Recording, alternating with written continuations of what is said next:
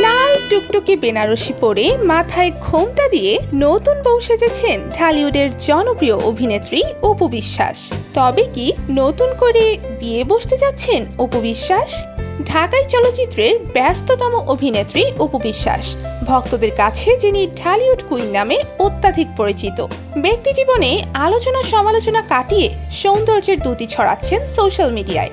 এই তো কিছুদিন আগে দুবাই গিয়েছিলেন এই অভিনেত্রী। সেখানে গিয়ে দুবাইয়ের রাজকন্যা সাজে তাক লাগিয়ে দিয়েছিলেন সবাইকে। এমন লোকে এর আগে হয়তো কখনো দেখা যায়নি অপু বিশ্বাসকে। তবে এবার বিয়ের সাজে হাজির হলেন অপু বিশ্বাস, যেখানে দেখা যাচ্ছে হাতে মেহেদি লাগাচ্ছেন তিনি। সবাই মিলে বেশ আনন্দে মেহেদি লাগিয়ে দিচ্ছেন অপু বিশ্বাসের হাতে। এরপর স্টেজে লাল বেনারসি পরা দেখা গিয়েছে তাকে, যেখানে অসম্ভব সুন্দর লাগছিল তাকে, যা দেখে নেটিজেনদের প্রশংসার বন্যা বয়ে যাচ্ছে। তবে হঠাৎ এমন সাজে কেন এই অভিনেত্রী? ঈদ উপলক্ষে এমন সাজ সেজেছেন অপু বিশ্বাস। মূলত একটি ব্র্যান্ডের প্রমোশনে নতুন বউ সাজানো হয়েছে তাকে।